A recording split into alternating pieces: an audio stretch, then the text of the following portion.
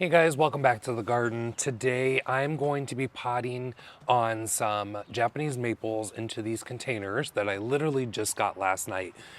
There is a store near me called Ollies. It's a discount store. And each year they get in some ceramic pottery, and we just happened to be going down there to see if we could find a cheap hose for emptying out the pond, which we'll see in another video. But I came across these. I absolutely love the color on these. It reminds me of vintage pottery. It has that warm brown with that little bit of like a wash of a blue flecking in it from the glaze. These are made in Vietnam, so I'm not sure. They're not specifically stating that they are frost resistant containers. So if you don't know if they are or not for later down the time, if you're going to leave them out, just place them in your garage or a shed or somewhere like down in the basement that they don't go through the ups and downs of the cold weather. That will help keeping the potting soil from expanding and contracting and then blowing out the container. But I'm not too worried about these because what I'm going to do is at the end of the season, I'll put these into our garage near the window and they'll be perfectly fine.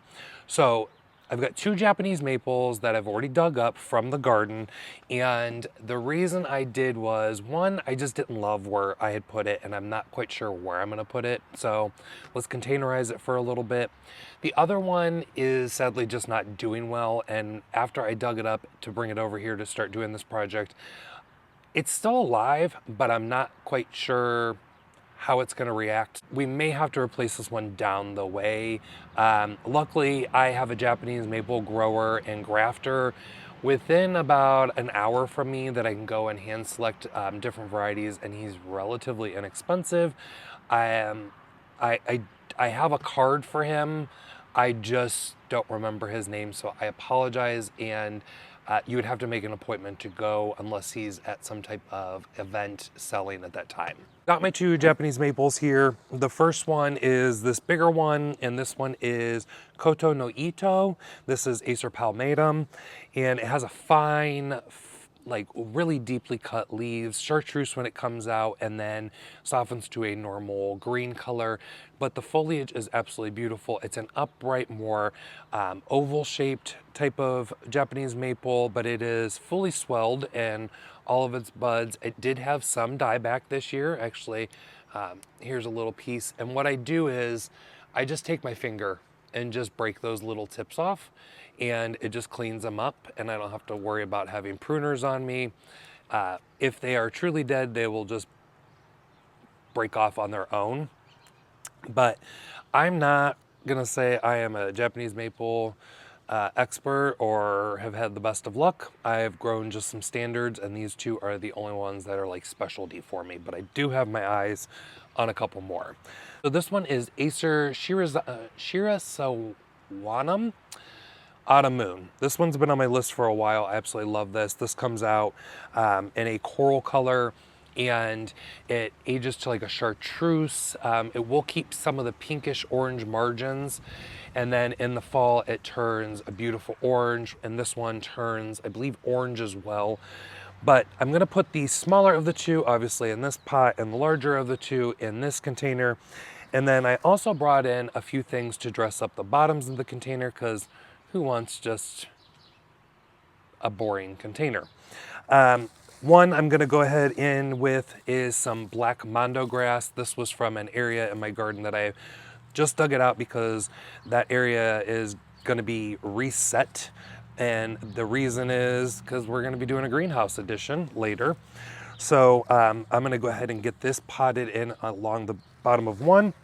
And then the other one is I brought some Irish moss. This is just the dark green one. I didn't want to do the chartreuse because of the leaves, and I just wanted to keep it rather simple, so it'll probably be going in the smaller one with the autumn moon, and just keep it very, very minimal, very Japanese-esque inspired, even though it's nowhere near that. But let's get into the potting up part.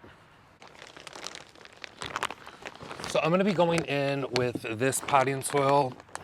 This is Organic Mechanics. This is a peat-free potting soil, and I've been using it now for a couple years. Actually, almost all of my containers, I'm gonna need scissors for this, hold on.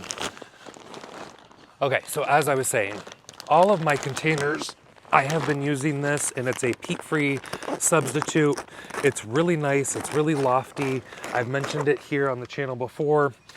You can generally find this at Whole Foods, believe it or not. They bring it in because it is an organic product. But I'm gonna go in and I'm gonna fill this up.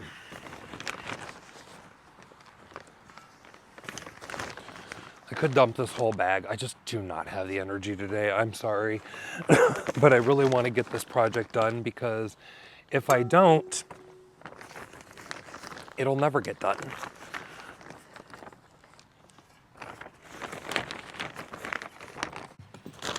Taking too long for my liking. Oh.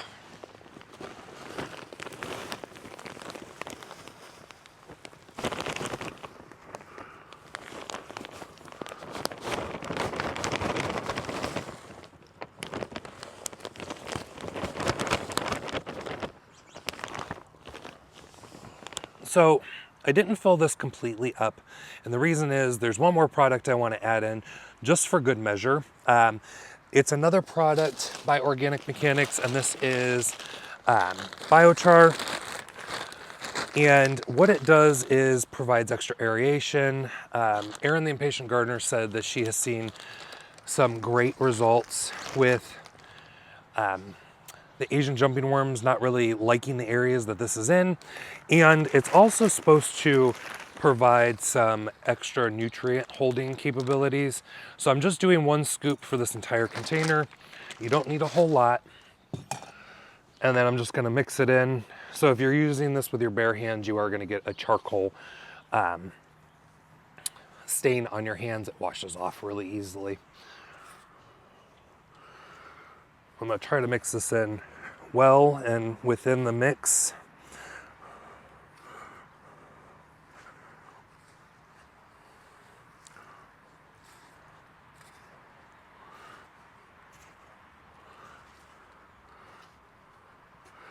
All right, and then I'm gonna top it off with a couple more scoops.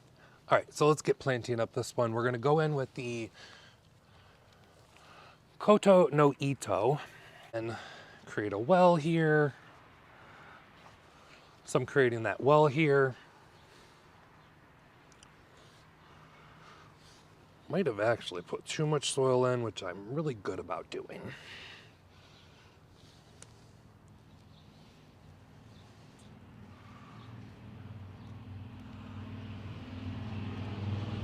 All right, so as you can see right here, we have the root flare. This section apparently died off. Okay, not the end of the world. We have roots, it's alive. And then we're just gonna go ahead and fill that in. I am leaving some space in the container because if we go to water, I don't want the soil rushing out. So I'm gonna firm that in.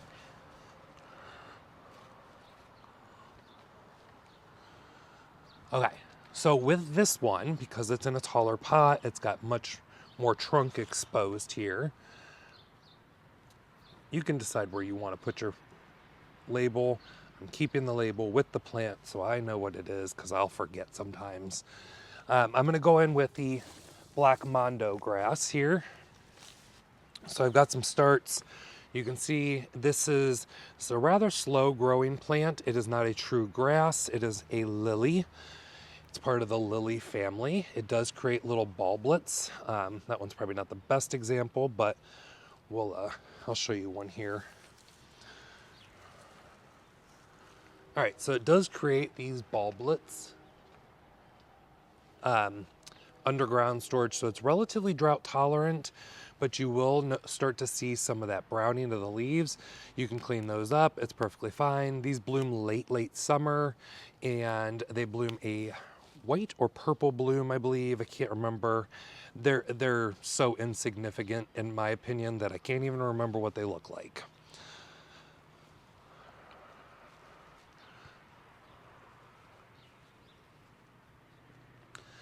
Really just growing this plant for the foliage. It's absolutely amazing plant. A little slower to grow, versus the other lily turfs or other mondo grasses. So don't be discouraged if you buy a pot. They are generally on the little more of an expensive side for a plant, but they are really long-lived, and once they are happy in a spot, they will start to take off and really start giving you more plants so that you can spread them around your garden if you'd like. So I'm kind of doing these in bunches. You can see there's a runner on this one, runner here, and such. I'm going to do my best to keep those within line. I might actually still have to add a little bit more potting soil, just because I do find this to be not a whole lot to work with.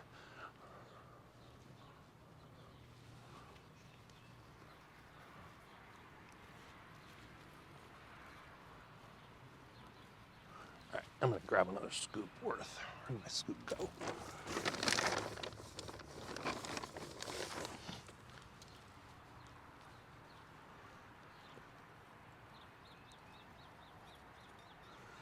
I am going to pack out this container with the mondo grass the best I can. I want to work on getting the coverage I want first, and then going back in and tucking in smaller ones.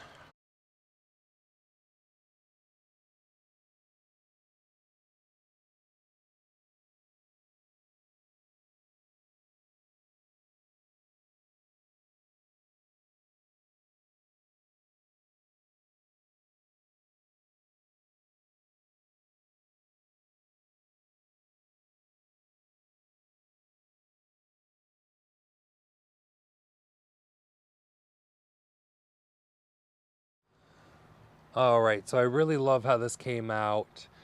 I think this is going to be a really great contrast to each other. Very simple, very modern, if you're into that. So let's move on to the last one.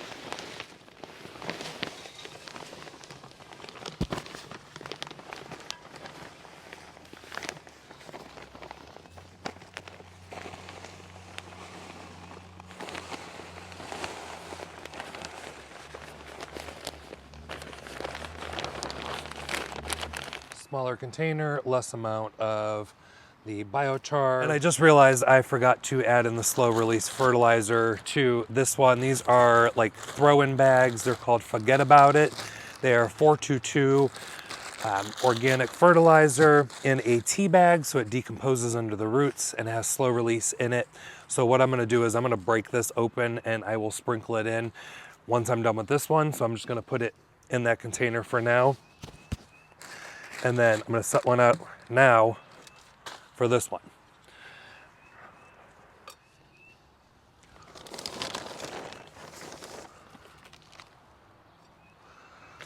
And again, I'm keeping this under the rim because when the birds are taking off with a lot of debris today for nesting, when I go and plant the Irish moss in, see, bag, I want it to stay in the container and not droop over. So I'm gonna put a little bit of soil on top of that bag just for now. And I'm gonna go ahead and place this little guy in here. He looks so sad. Keeping that root flare up. And then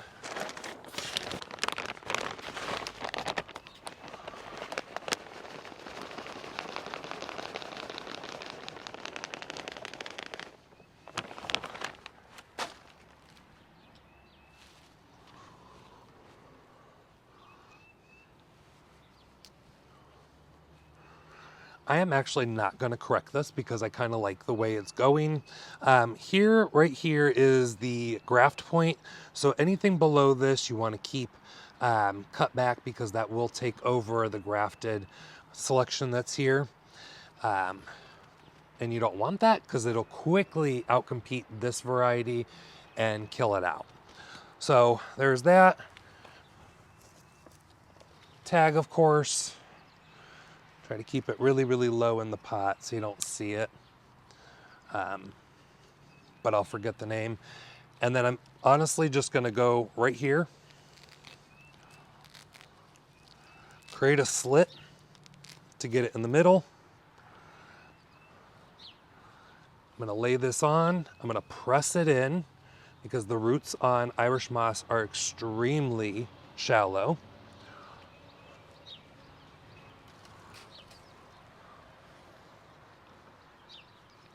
Keeping it slightly away from the trunk, but it's gonna eventually grow into it. And then I'm gonna cut out the excess here.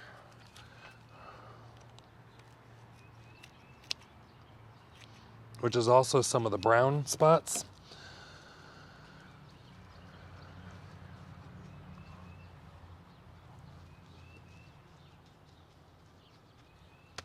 Oh, I love it. Okay, very simple. I like it. I like it a lot. Love it. Very simple. Let's go stage them and see how good they're gonna look. All right, so here they are. Not so glamorous right now, but give them a couple weeks and they will start to flush out and we can come back to them. But I really love it. I think it's simple. I think it's modern. I do have these stands here and I'll throw a picture up. They need painted, obviously, but I was thinking about maybe lifting them up on it. Let me know what you think on that, but that's gonna end this video because I am off to work now. So we'll talk to you then. Bye.